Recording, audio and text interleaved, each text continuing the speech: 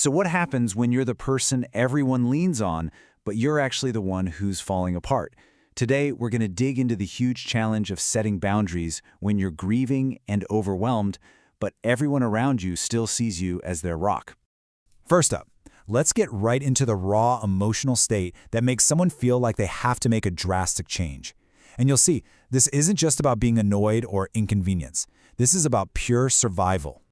I mean, it starts right here, with this incredibly powerful feeling of being completely drained and totally invisible. It's like you're screaming for help on the inside, but all anyone else sees is that you're still standing, so they just keep taking.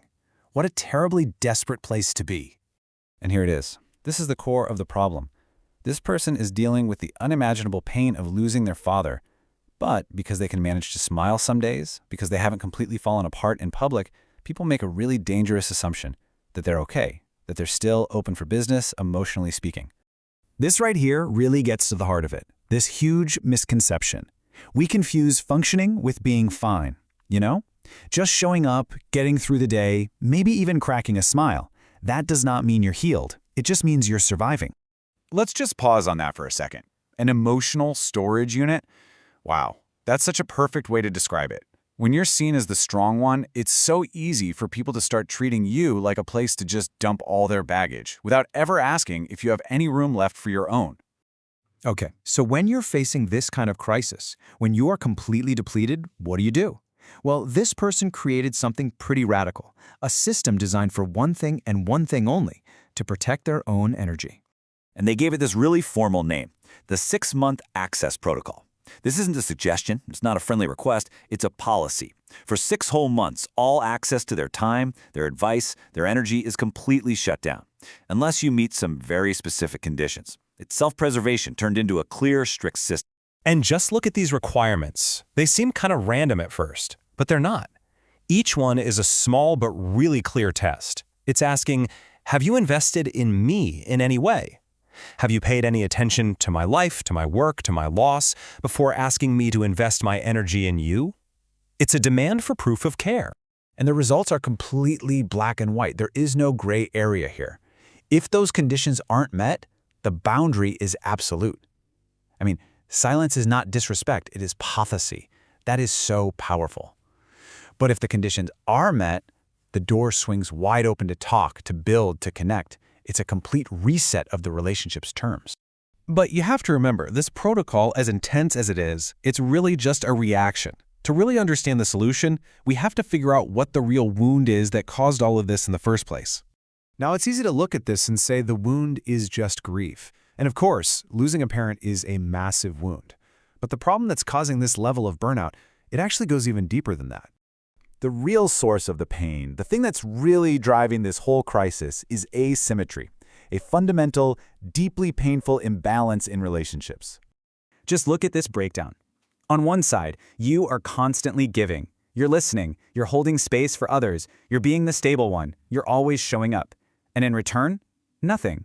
A total void. No one is listening to you, no one is holding you, no one is even bothering to ask what you might need. That kind of one-way street is completely unsustainable. And that feeling you get from this, that resentment that starts to build up, that is not a moral failing.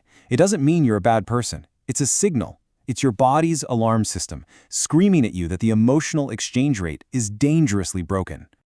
Okay, so we've diagnosed the problem. Now, how do we find a long-term solution? I mean, the protocol was an emergency stopgap, but what's the real toolkit for creating a life with lasting balance? First, we've got to bust a major myth, especially for anyone who's seen as the strong one. The answer is not to just cut off your feelings. That's not strength. The real goal is to contain them, to feel them, to process them in a healthy way, but not let them control you or spill out onto everyone.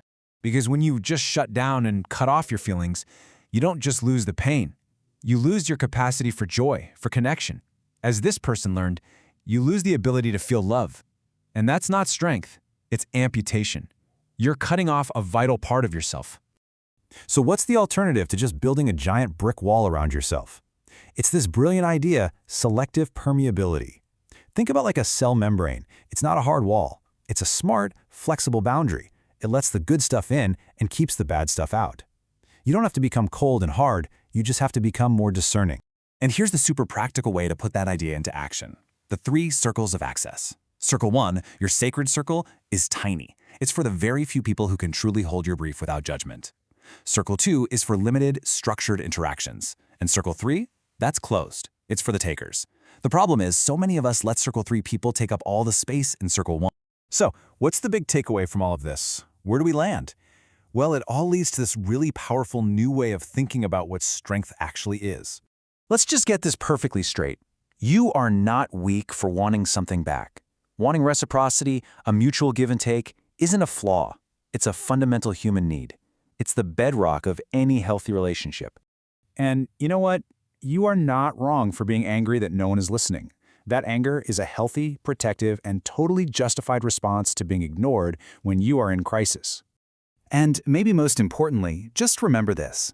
You are a human being in mourning who's been carrying the weight of being strong for a very, very long time. Of course you're exhausted. Who wouldn't be? And this is the final thought I really want to leave you with. We have this totally backward idea that if we rest, if we set a boundary, our strength will just disappear. But the exact opposite is true. Strength doesn't disappear when you rest, it renews. Setting that boundary isn't a sign that your strength is gone. It is the very act that allows your strength to